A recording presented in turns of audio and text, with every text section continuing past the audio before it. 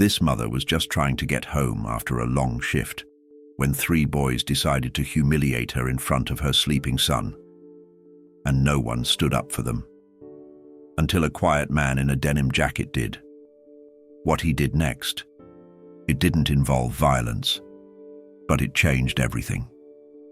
Watch until the end to understand why that boy will never forget that moment.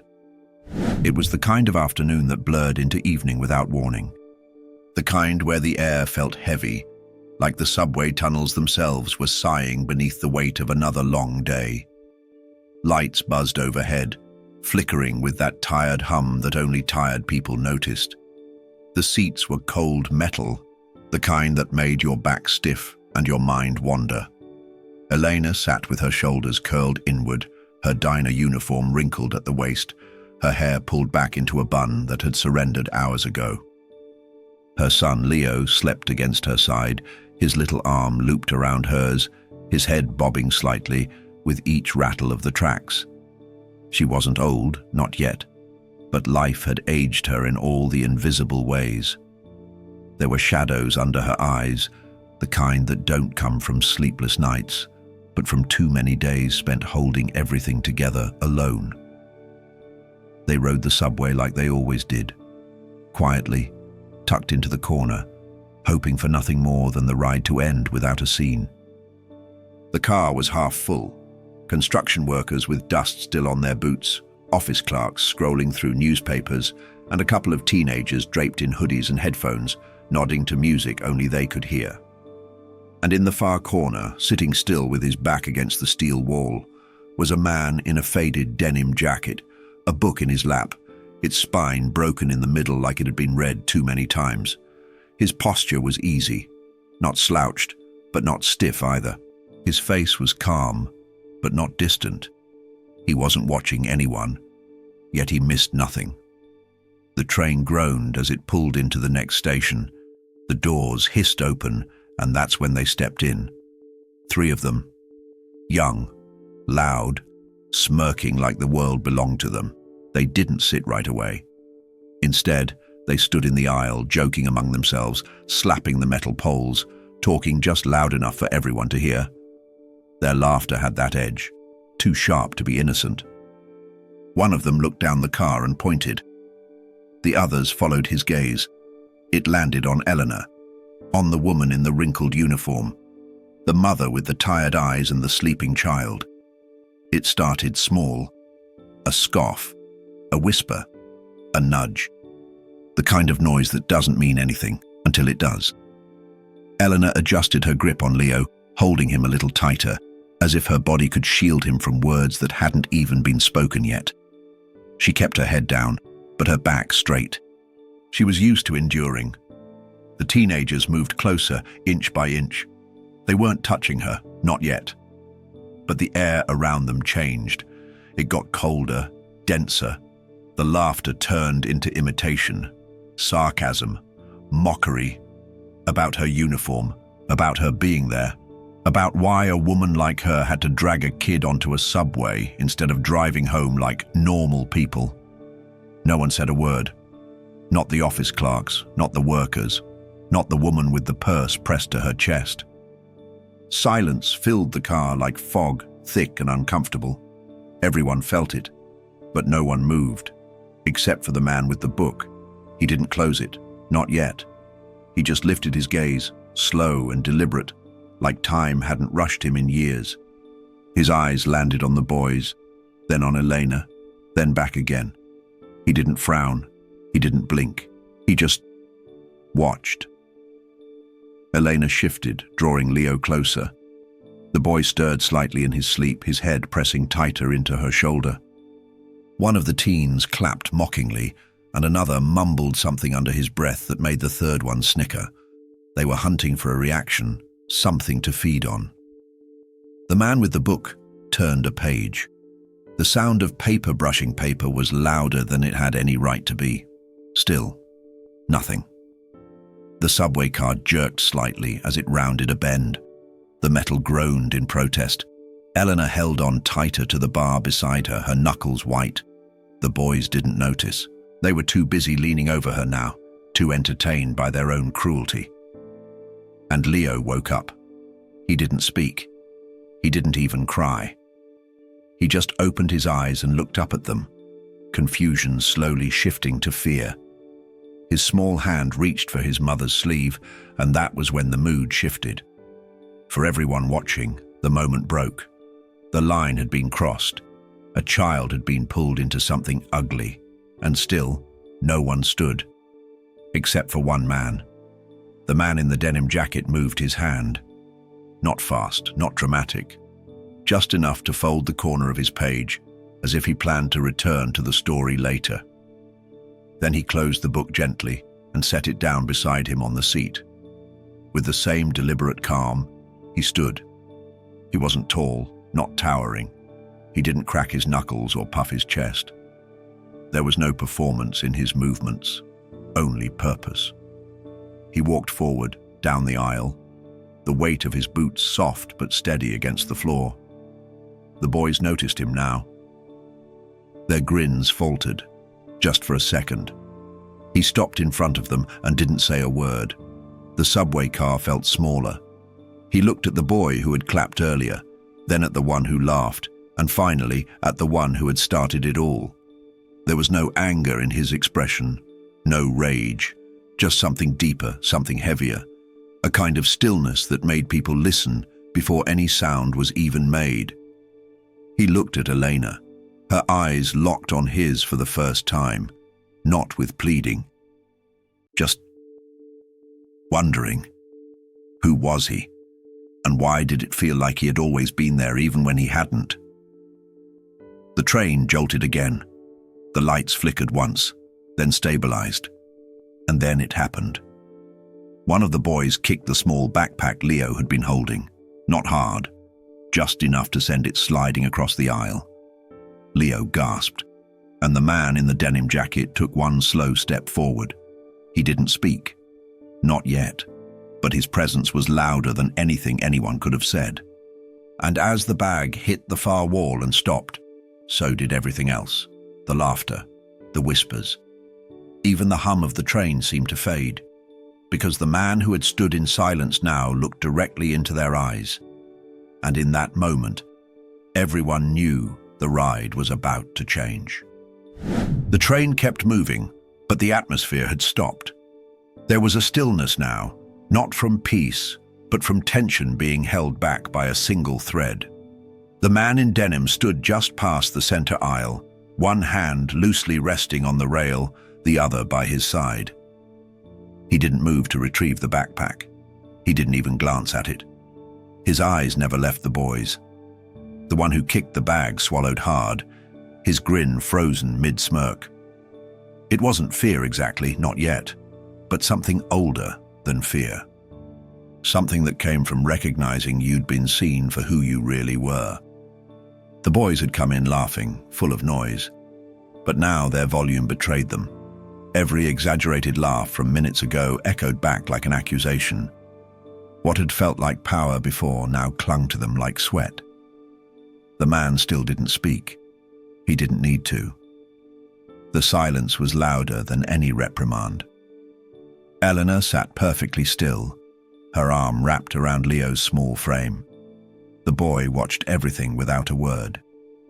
His mother's body was a barrier, but now there was something stronger standing in front of them, something quieter, yet immovable, and Leo could feel it, not just see it, like a wall of calm between him and the world. The other passengers pretended to look away, but they were listening, feeling it. That shift. That moment where someone, anyone, finally says what needed to be said, even if no words come out. The denim jacket creased slightly as the man straightened his spine. His face didn't change. His breathing didn't change. He was still. That kind of still only people who've seen too much can master. Not frozen, but grounded. Like he had learned a long time ago that patience was stronger than pride. The boys looked at each other. One nudged the other, half expecting a laugh to break the weight of the moment. But none came, because there was nothing funny left. And then finally, he moved. He didn't walk aggressively. He didn't charge forward or raise his hands. He simply took 2 steps closer to the group of boys, measured, solid, as if he were stepping into a memory he had already lived. And they stepped back, only slightly, but enough. He didn't look smug. There was no pleasure in his posture, only purpose. That was the moment the eldest boy, maybe 16, tried to take control again. He leaned his weight to one side and shrugged, almost like a performance for an invisible audience. But there was no audience now. There was just the man in the denim jacket standing between them and something they didn't understand. What they didn't realize, what none of them realized, is that they hadn't just disturbed a tired mother and a small child. They had pulled the string on a story far older than their arrogance, and now they were facing the echo. The echo of every man who had watched someone suffer in silence. The echo of every child who had been made to feel small in front of strangers. The echo of a world that had learned too slowly that decency doesn't shout, it stands. The man finally turned slightly, not to intimidate, but to look beyond them. His eyes swept the rest of the subway car, not with accusation, but invitation. A silent question lingered. How long will you watch before you remember who you are? No one answered, but they didn't look away either. He turned back to the boys, and he began to speak, not with noise, not with volume, but with presence. His words weren't sharp, they weren't rehearsed.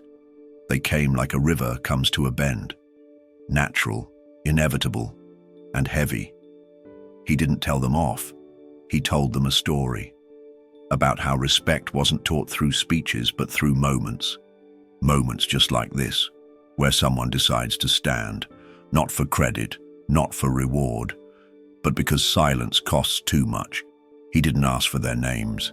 He didn't list their offenses. He didn't need to. Instead, he painted a picture of who they could become, men who step forward when it's hard, men who protect, not provoke, men who remember that what you say when you think no one's listening is the loudest you'll ever be. His voice never rose, but the room got quieter. The boys didn't speak, not one word. Their shoulders dropped, their eyes darted, their arms hung heavier by their sides, as if the weight of their choices had finally caught up to them. And that's when he said something that landed. It wasn't advice, it wasn't a threat. It was a sentence that didn't need to be loud to be final. The kind of sentence that stays with you long after the noise fades. Behind him, the backpack still rested where it had slid. He turned slightly and walked toward it, picked it up, brushed the dust from it like it mattered, like it belonged to something important. Then, without a word, he returned to Eleanor and gently handed it back. She didn't say thank you.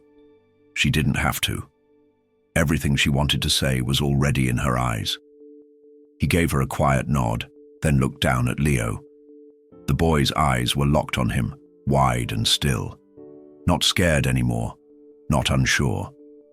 Just watching, the way children do when they know they're in the presence of something different, something worth remembering. Jason knelt, not all the way, just enough so they were at eye level, and he stayed there for a moment longer than expected. Long enough for the boy to understand. Then he stood again, turned toward the 3 boys, and did the one thing none of them expected. He walked away, back to his seat, back to his book, as if nothing had happened, as if everything had. The train screeched as it neared the next stop. The doors were about to open, and the 3 boys, suddenly unsure of who they were, now had to decide if they'd step off or face what came next. The doors slid open with a tired sigh, letting in a gust of warm air and the faint scent of concrete and rain. People stepped off, others stepped on. Life moved forward, like it always did, indifferent to what had just unfolded.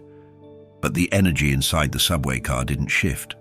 It stayed still, suspended like dust in a room where truth had just been spoken. The three boys stood near the exit, feet hovering on the edge of the platform, pretending to decide whether to leave or stay, but their confidence had drained. The bravado that carried them in had vanished like steam off glass. Their eyes kept drifting back toward the man in the denim jacket, not out of fear, but out of something new, unfamiliar respect. He didn't look at them now. He had returned to his seat, legs crossed, elbows resting lightly on his knees. His book remained closed beside him. He wasn't done reading, but something more important had taken its place. Elena hadn't moved either. Leo leaned into her side, no longer asleep, no longer afraid, just quiet, watching. The doors closed again with that mechanical thump, and the train lunged forward into the tunnel. Darkness swept across the windows. Fluorescent lights flickered once, then steadied. The boys didn't leave. They stayed. Maybe because they didn't want to seem like cowards. Maybe because they didn't want to run from something they didn't fully understand. But more likely, because somewhere deep inside, they knew this ride wasn't finished. The tallest one leaned back against the pole now, quieter than before. His hands no longer gestured wildly. The others fidgeted but didn't speak. Whatever jokes they had lined up died unspoken. Jason sat still, but he wasn't absent. His presence filled the space like a story that had more to say. His breathing was even. His posture relaxed but aligned, like someone used to discipline that didn't need to be shouted. What no one realized, not the boys, not the passengers, maybe not even Eleanor, was that Jason hadn't stepped forward just because it was the right thing to do. He'd stepped forward because he had seen this before, not on a subway, not in this city, not in this form, but in spirit. The same cycle, the same mistake, the same need for someone, anyone, to interrupt the pattern. And he had made a promise to himself a long time ago. If he saw it happening again, he wouldn't stay seated. He looked up now, not directly at the boys, but past them. His gaze caught in the window's reflection, where he could see their shadows trembling more than their words ever would. He didn't speak, but something in his stillness asked a question. What kind of man are you becoming? That question hung in the air, invisible but dense. It pressed against the steel walls, against the shoulders of the teenagers, against the silence of the riders. The middle one, the one who had mocked Elena's clothes, shifted his weight. For a second, he looked toward the floor. Then he looked up again, but this time, not to provoke, just to observe, to understand what he'd missed before. Jason's hands rested open, fingers interlaced. He wasn't preaching. He wasn't posing. He was simply being exactly what the moment needed, an anchor in a world that drifts too easily. And that's when something rare happened. One of the boys, without prompting, without pressure, walked toward Eleanor, slowly, awkwardly. His mouth moved, but no sound came. It wasn't an apology, not yet. It was something smaller, something more honest. Recognition. Elena didn't move away. She didn't shrink. She simply looked back, eyes steady, shoulders drawn up in a quiet kind of strength. A mother's strength. The kind forged in early mornings and late nights. The kind that gets ignored until it's needed most. The boy didn't say anything, but his feet said what words couldn't. He backed away again, returned to his friends, but something had changed. The echo was fading. Jason watched all of it, not judging, not celebrating, just witnessing. And finally, after what felt like a full minute of stillness, he stood again. No announcement, no statement, just action. He walked back toward Elena and Leo, not because he needed to, but because some gestures aren't about need. They're about respect. He knelt beside the boy, one knee resting lightly on the floor, meeting him eye to eye. Leo didn't flinch this time. He didn't hide behind his mother's arm. He just looked at the man in front of him, the way only children can, without filters, without assumption. just presence. Jason held his gaze. He didn't talk down to him. He didn't tell him to be brave. He didn't hand him wisdom dressed in clever phrases. Instead, he let the silence say what needed to be said. You are safe. You are seen. And this world still has people who will stand for you when you cannot stand for yourself. Then, without ceremony, Jason reached into his pocket and pulled out something small. A coin. Old. Worn at the edges. The kind of thing most people wouldn't notice, but someone like Leo would never forget. He placed it in the boy's palm and gently closed his fingers over it. No explanation. Just meaning. Elena blinked. A small tear clung to her lashes but never fell. She didn't speak. She didn't need to. Jason stood, nodding once to both of them, and turned. The three boys watched him now with something closer to reverence than resistance. They weren't redeemed, not yet. But they had been given the one thing they didn't expect. A standard. And once you've seen what that looks like, you can't unsee it. Jason returned to his seat. Not because he was done, but because he knew the moment was complete. He opened his book again, and this time he started a new chapter. But before he could finish the first line, the train jerked to a halt, an unexpected stop. The lights dimmed slightly, and over the intercom a voice crackled, "Attention passengers. We have a situation." Just like that, the quiet man who had just restored balance may have been needed again. The train had stopped between stations, not long enough to panic anyone, but just enough to make every rider glance up, look around, and wonder what came next. The lights hummed at half strength. The intercom had gone silent again. Outside, only the blank black of the tunnels stared back through the smudged windows. Inside the car, people shifted in their seats. Murmurs floated across the aisle like nervous whispers at a funeral. One of the older passengers cleared his throat. Another adjusted her bag tighter against her chest. But no one moved. The air was thick with the memory of what had just unfolded. Stillness still clung to the walls, like it hadn't decided if it could leave yet. Jason didn't stand right away. He didn't react the way people expected a man to react when something uncertain happened. He didn't rise like a soldier to a sound.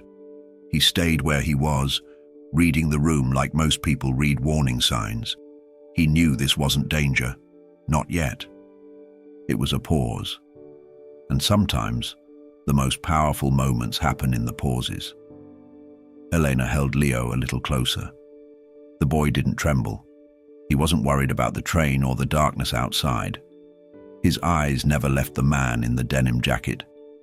That was where his focus remained, not out of fear, but because something inside him had shifted. He had watched someone choose dignity over dominance, stillness over spectacle. He had seen a man lead without raising his voice, without flexing fists or demanding anything, and that kind of strength doesn't fade. It carves itself into a boy's understanding of what manhood can be. After a few quiet moments, the train jerked gently forward again, humming back to life like nothing had happened. The light steadied. The intercom clicked back on, this time with a bland update about a signal delay. Just routine, they said. But nothing felt routine anymore. Because something had changed inside that subway car, and everyone knew it, even if no one said a word. The three boys hadn't moved from their place, but their energy had. It no longer spilled out recklessly. It folded inward, subdued by reflection. They looked younger now, not by age, but by humility. Sometimes, it only takes one man to hold up a mirror. Jason closed his book again, not to stand, not to move, just to think. He rested it on his lap and looked around the car once more. Faces didn't hide anymore. Some eyes met his and held the gaze, not with challenge, but with acknowledgement. A quiet gratitude that didn't need applause. He caught Elena's glance across the aisle. She gave a small nod. The kind of nod shared between adults who've seen too much to believe in fairy tales but still believe in people. He returned it. No smile, just steady understanding. The next station approached. The mechanical voice called it out. The brakes squealed and the doors opened again. This time the boys didn't move first. Jason stood. He walked to the exit and paused just before stepping through, not turning fully, not announcing anything, just pausing. That's when Leo let go of his mother's hand and slid off the seat. Small sneakers tapped across the floor as he jogged to catch up. He stopped a few feet behind Jason. There was no push from his mother, no whisper of encouragement. He had chosen to go on his own. Jason turned slightly. Leo held up his small hand, still curled around the coin. His voice was quiet, barely more than a breath, but clear enough to carry in the silent car. He didn't ask a question. He didn't say thank you. He simply said what mattered. And Jason, without fanfare, knelt once again so they stood eye to eye. He listened. Then he answered. Not with a speech, not with a lesson, but with a truth a boy could carry for a lifetime. He said that being brave doesn't mean never feeling scared. It means caring enough about something or someone to stand up anyway. He said that some men build strength by hurting others, but real men carry it quietly and use it to lift people up, not push them down. He said that when Leo grows up and sees someone being mocked or ignored or shoved aside, he'll remember this ride. He'll remember that one quiet man did something, and he'll remember that he can too. Then, from his back pocket, Jason pulled out a folded slip of paper. Small, soft at the edges. He placed it in Leo's hand, right next to the coin. He didn't explain it. He didn't need to. The train doors buzzed in warning. Jason stood up, turned, stepped onto the platform, and walked. No wave, no pose, just motion. Leo stood frozen for a moment. Then he looked at the paper. He opened it slowly, careful not to tear it. And inside, handwritten in clean block letters, were 3 words. Protect. Don't provoke. He whispered them once, then again, and then he smiled. Back in the car, Elena reached out to him. He returned to her side without question, slipping into the seat with a calm far older than 7 years should hold. The doors closed.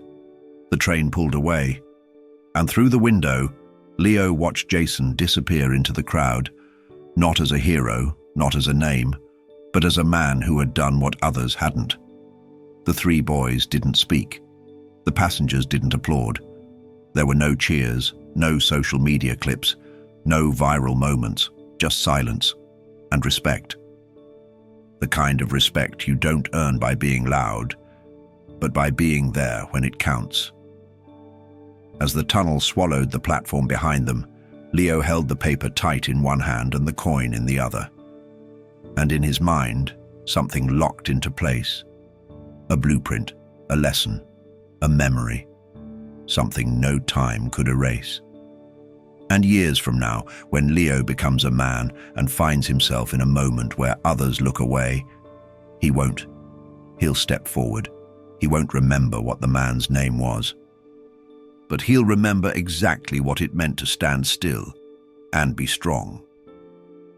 In a world that often chooses silence, sometimes the quietest person in the room becomes the loudest example. If this story moved you, if it reminded you of what real strength looks like, help us spread this message. Subscribe to the channel so you don't miss the next powerful story. And share this video with someone who still believes that respect is taught through action.